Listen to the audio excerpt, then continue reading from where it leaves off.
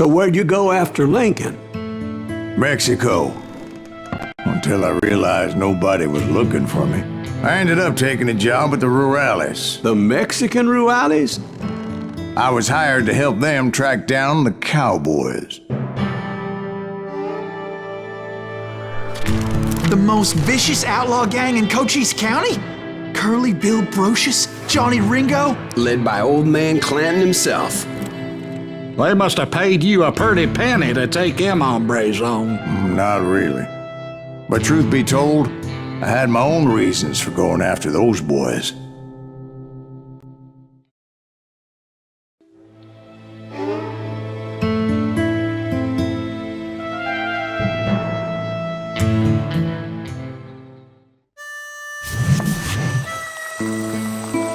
So was the bastard you were after now riding with the cowboys? Roscoe Bob Bryant was his name. Oh. But no, this time it was a different bastard I was after. The aforementioned Mr. Ringo. And yes, he was working for old man Clanton.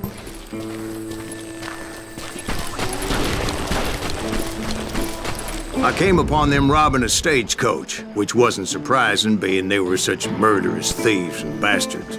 The bandits wore red scarves, so I knew they worked for the old man.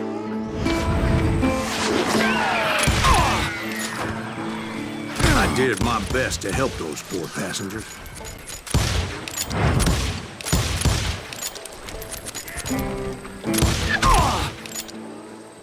Moments later, the attackers were dead, and I checked the stagecoach to see how many passengers were still breathing.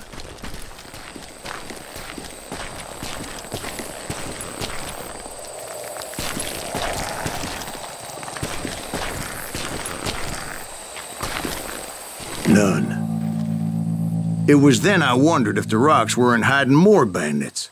Was that all of them? Or did I just hit the rear guard? I quickly got my answer. They attacked from on high like Apaches often did. They would appear in great numbers from above and rain down lead on the hapless enemy's heads, making use of the high ground and whatever else they had. Yep, the Apaches always appeared out of nowhere, and there never seemed to be an end to them. Hold on, were you attacked by Apaches? What happened to the cowboys? Did I say they were Apaches? I said Clanton's cowboys attacked me Apache style. I was in a pitched battle, but I was holding my own against an overwhelming enemy force.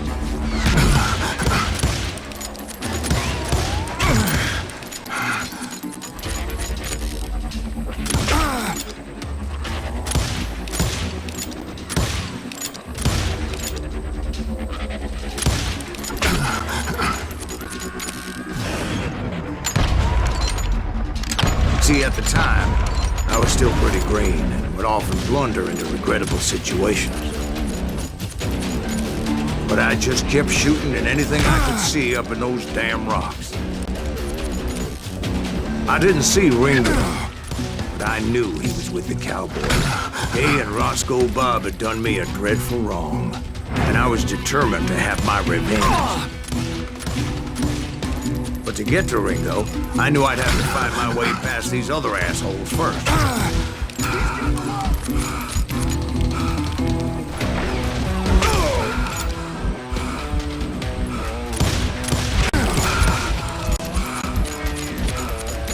Unfortunately, I was running out of ammo.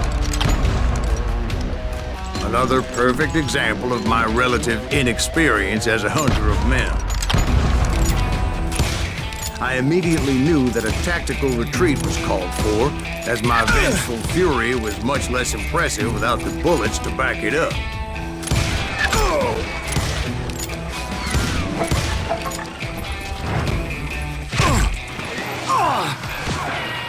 Finally, they managed to corner me. Trapped as I was, the odds of my survival seemed pretty slim. Luckily, serendipity was on my side as I suddenly spotted a way out of my predicament.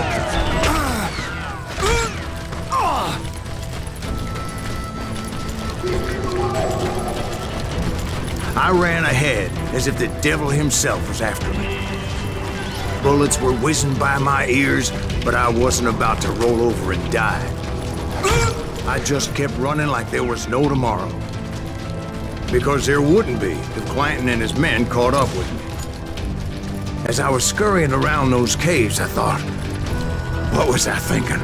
Going up against a gang like this?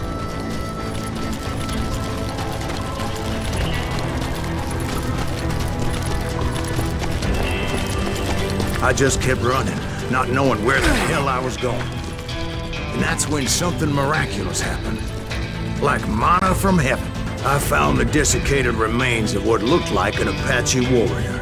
The old weapon next to him supplied me with some much-needed ammunition.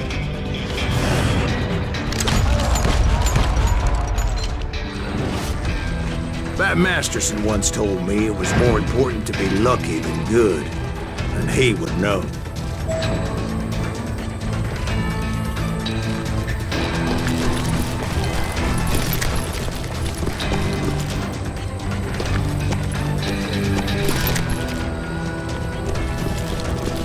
And imagine my surprise when I found a fistful of dynamite to go along with that ammo. That stroke of good fortune evened the odds and bolstered my confidence. It was time to turn the table. Time for the prey to become the predator. Time for the hunted to become the hunter. Time... All right, Jesus, we get it. They were right where you wanted them. That's right, Jack. I was done running. And the old man's boys were not expecting that. No, sir. I came at them like a wildcat. My fury knew no bounds.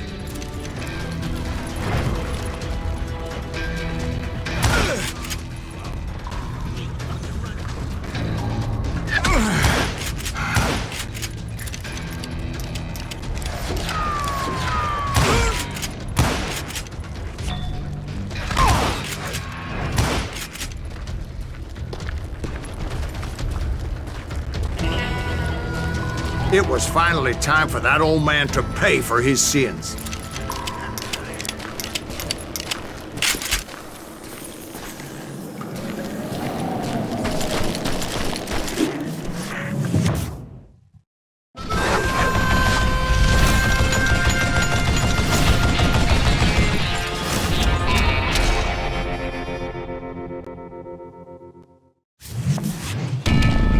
I yelled out at the top of my lungs, "Clanton, I'm coming for you!"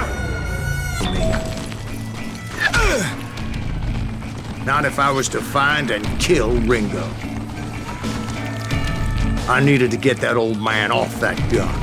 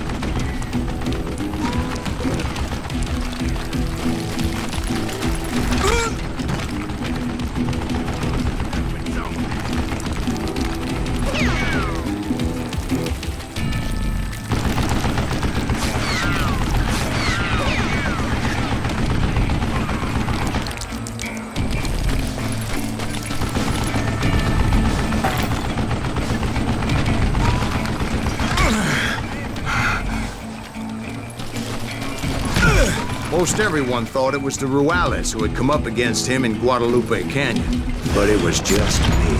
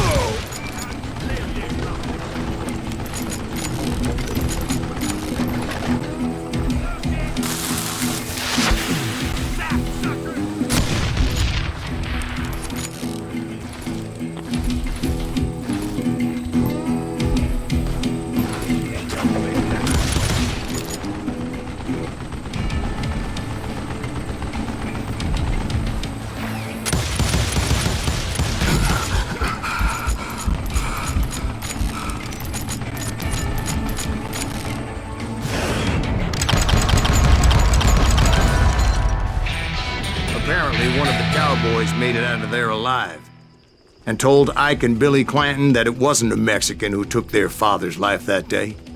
They just assumed it was one of the Earps, and that little misunderstanding eventually led to that legendary gunfight at the OK Corral.